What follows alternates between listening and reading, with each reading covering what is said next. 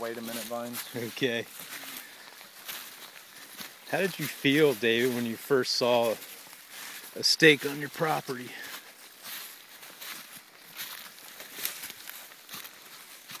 My heart just dropped. It really did. It sunk. And when I saw the stakes, when I saw, not knowing anything about the project, not knowing anything about tar sands or TransCanada or Keystone XL, but common sense says when you see PL on a stake, in Texas, it's got to mean pipeline. So, my heart just sunk because it cuts right through the middle of why my wife and I fell in love with this particular property. And I'll show you over here the selling point of why we said this is it. This is our homestead. It's all we have. We put every penny into this, and it's all we have to leave our daughter. And we want to leave her the best, it's certainly safest, homestead that you possibly can. It's all we got. And the disrespect for our lives and the lives of our daughter and the resources is just unacceptable. To be polite.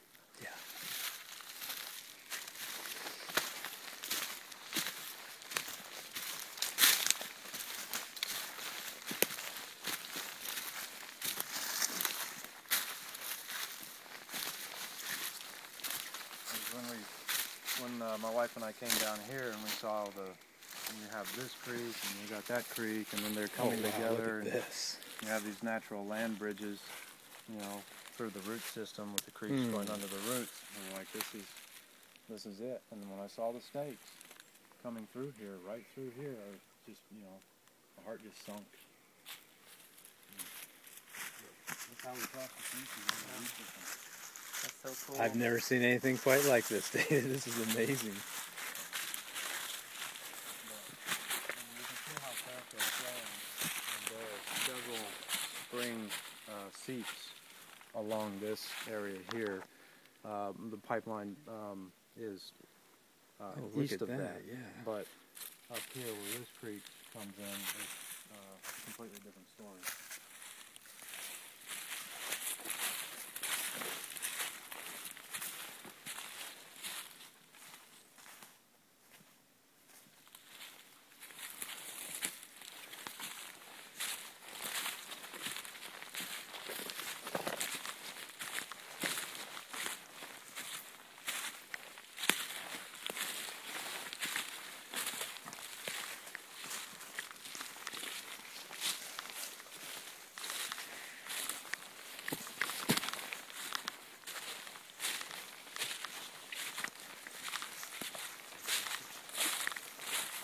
This is actually one of the runoffs for one of the springs or ground seeps. You can see how much runoff there usually is because of the drought. Here is a spring seep, and there are 4 of these that fall within their easement, within their construction easement, and these all feed the creek. One here, and this is the other area where they have additional construction that juts out that way, so the line comes up and then cuts across. So at this point, from there across to the white stakes way over there, it's 170 feet. And just for construction purpose, they have to clear all this out. This tree falls within just a couple of feet of the easement. And I'm like, can we save that? And they're like, no. Anything that falls just, within the markers will go. You have to appreciate what an affront it is to see these stakes literally feet away from the posted no trespassing sign. Yeah, they don't care. One time, the property was clearly marked, before, but as soon as I found the stakes, I put up more signs. And one time, I showed the surveyors right outside on the road, the corner of the road, and I took a little off the road, and one of the surveyors starts running, and he ran behind his truck. Hang on, David. I want to hear that.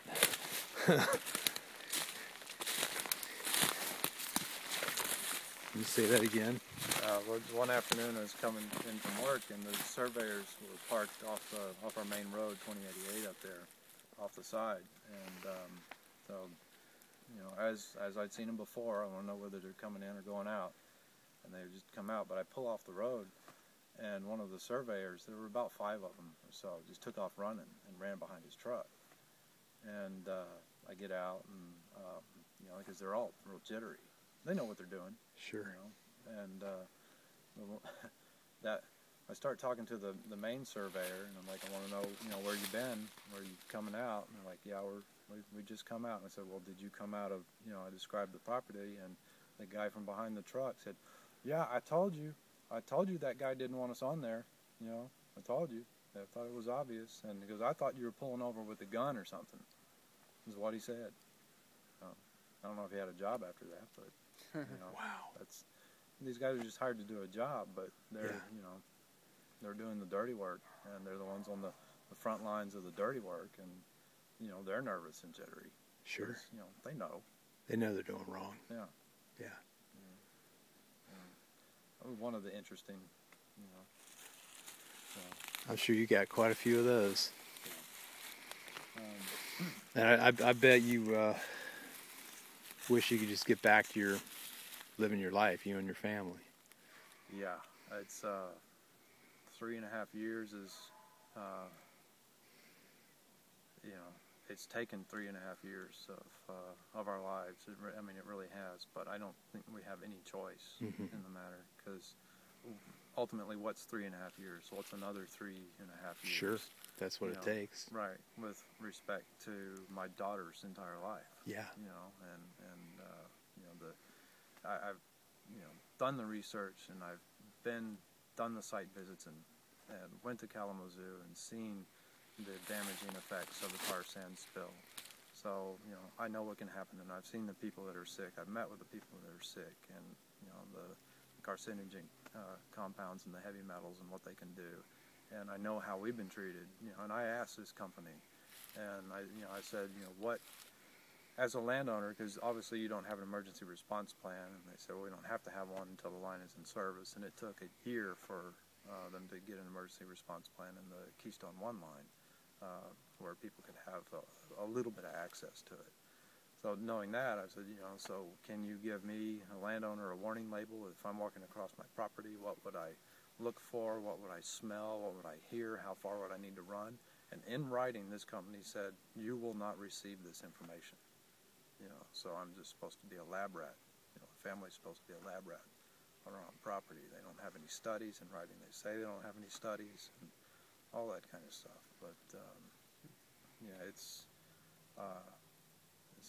taken, you know, every bit of time. I have put in, you know, about 40 hours a week on this pipeline thing, in addition to my job, and it's taken a toll all across the board, you know, family, financially, or whatever.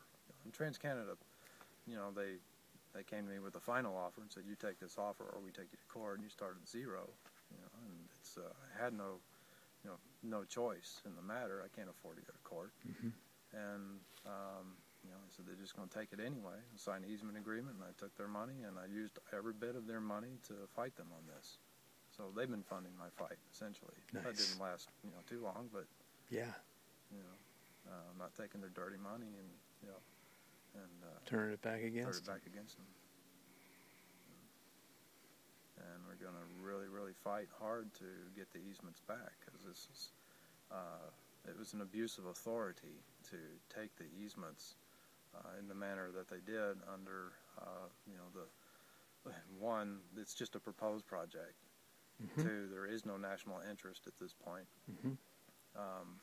You know, 3, there is no public use. We know for a fact that there is no public use for this project. It's an export project. You know, the refineries, the company's own documentation, their competitors' documentation.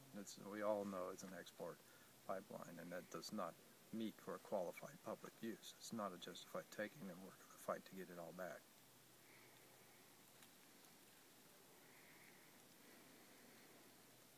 I would love to see the day where TransCanada apologize for making you feel disposable, David? No, we're It's a collateral shameful damage. thing. So you don't Yeah. apologize for collateral damage. It's just collateral damage. It's the way they, you know, I mean, there is no other definition to really explain it. They'll never apologize. They don't care.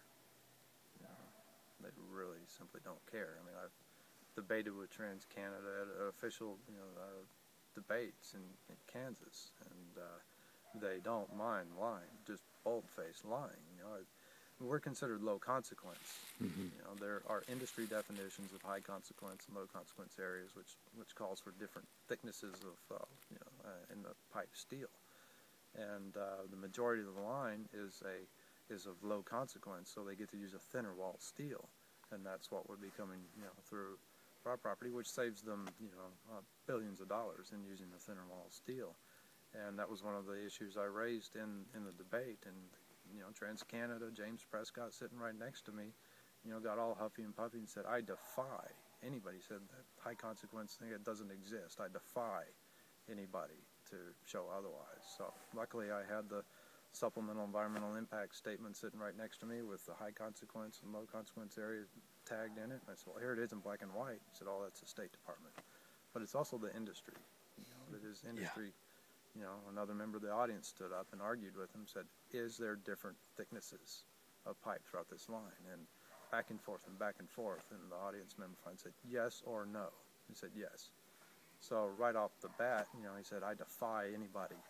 So we defied him, but they do that all the time, and they expect that nobody will have the answers and be able to defy them and catch them in their lie. That's another example of their deceptive practices, and blatant lies.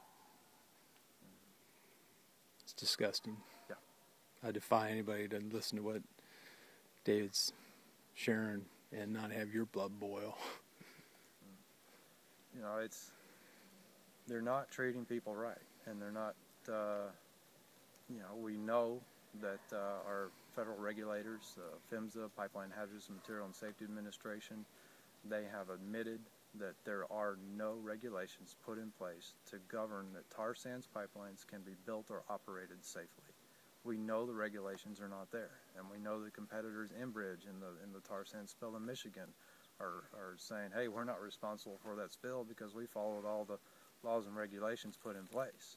So, I mean, that's a huge loophole. Yeah. If there are no laws and regulations to govern this, these guys aren't responsible. They get out of it that way. And, I mean, that has happened. Mm-hmm.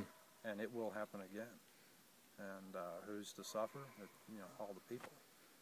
This is, need to determine what is in our national interest and what is That's right.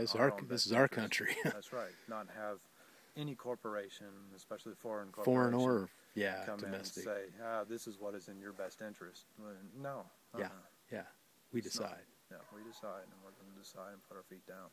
I mean, we're planted, and we depend on our resources, and they don't care about them, and they're just going to destroy them.